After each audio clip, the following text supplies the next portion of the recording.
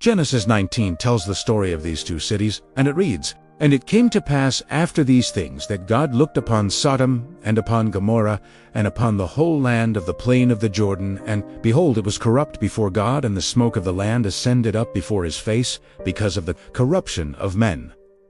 This passage clearly indicates that the people living there were not doing God's work and were instead focused on their own selfish desires. But it doesn't explain why exactly God decided to destroy them. Over the years, many theories have tried to explain the downfall of Sodom and Gomorrah. The most popular ones being that the inhabitants were wicked, that they mistreated angels, and that they committed sexual immorality, which included homosexuality. However, these theories are based purely on religious beliefs, and no physical proof exists to support them.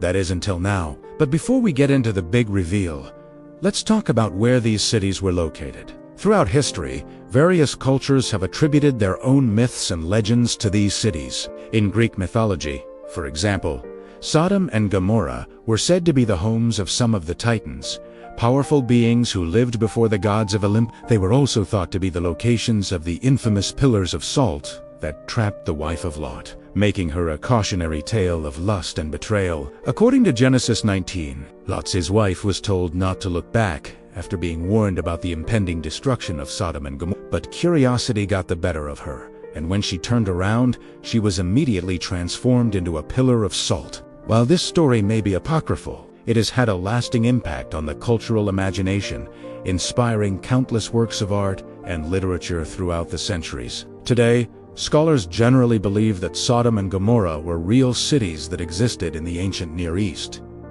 However, their exact location has been the subject of much debate and speculation. Some believe that they were situated in the southern Levant region, while others argue that they lay further north in the region of Galilee. Still, others have suggested that both cities could have been located in the same area, with the two sites being relatively close to each other. Archaeologists have uncovered several pieces of evidence that shed light on the possible locations of Sodom and Gomorrah. One of the most intriguing pieces of evidence comes from the Dead Sea Scrolls, a collection of ancient Jewish text discovered in the mid-20th century. One of the scrolls contains a reference to a city called Sodom, describing it as a place of wickedness and sexual immorality. Another piece of evidence comes from the ancient Egyptian records, which mention a city called which some scholars believe could be the biblical Sodom.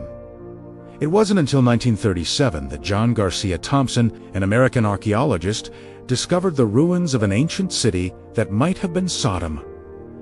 Located in the Judean desert, the city was found to have been destroyed by an earthquake around 3,000 years ago, coinciding with the biblical account of its destruction. However, excavations at the site revealed no evidence of fire, leading some to question whether this was the true Sodom.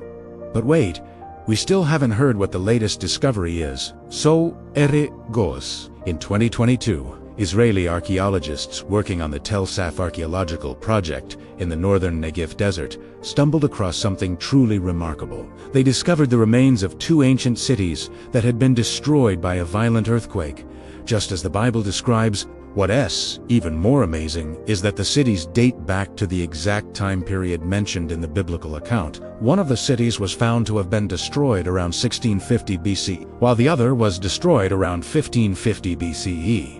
These dates coincide with the reigns of the Egyptian pharaohs, Amenhotep III and Tutankhamun, respectively, and they fit perfectly with the timeline of the biblical story of Sodom and Gomorrah. But that's not all. The researchers also discovered evidence of intense volcanic activity in the region during the same time period. They found layers of ash and other volcanic debris that matched the descriptions of the biblical account of Sodom and Gomorrah being destroyed by fire. This evidence suggests that the cities were completely destroyed and that their inhabitants were wiped out. What makes this discovery even more remarkable is that it provides physical evidence to support the biblical account of the destruction of Sodom and Gomorrah. The archaeological findings have provided a tangible link to one of the most famous stories in the Bible, bringing it to life in a way that has never been possible before. To think that we might finally have answers to questions that have been pondered for centuries is exciting. It seems that science is finally catching up to religion in giving us a complete picture of what really happened.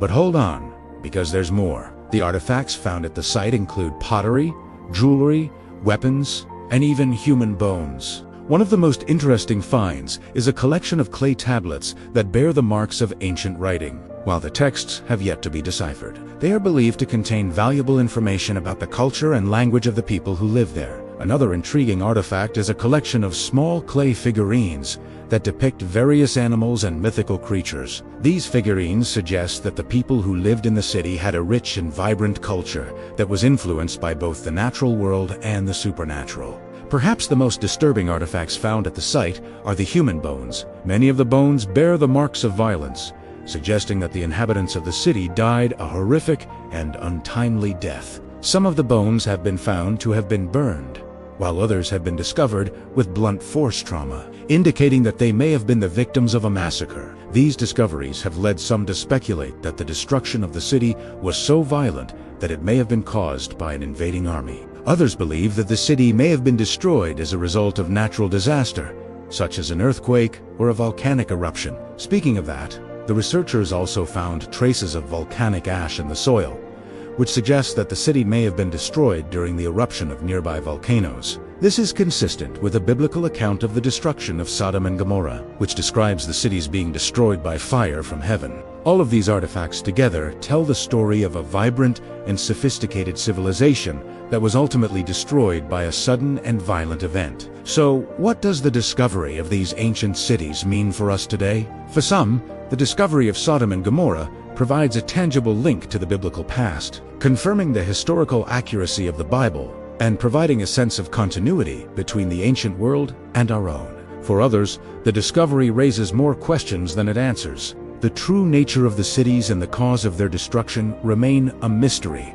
despite the best efforts of archaeologists and historians. Ultimately, the discovery of Sodom and Gomorrah is a reminder of the fragility of human civilization and the power of the natural world. It also shows the importance of preserving our cultural heritage for future generations. What do you think about the discovery? Do you think that this is really the lost city of Sodom and Gomorrah? Let me know your thoughts in the comments below. As for me, I'm shocked that we might finally have answers to questions that have been pondered for centuries. It seems that science is finally catching up to religion in giving us a complete picture of what really happened. Thank you for joining me on this journey through time. If you enjoyed this video, please do not forget to hit the subscribe button and ring the bell, so you won't miss any of our future videos. We've got lots of other documentaries lined up that I know you'll love. Once again, thank you for watching, and I'll see you in the next one.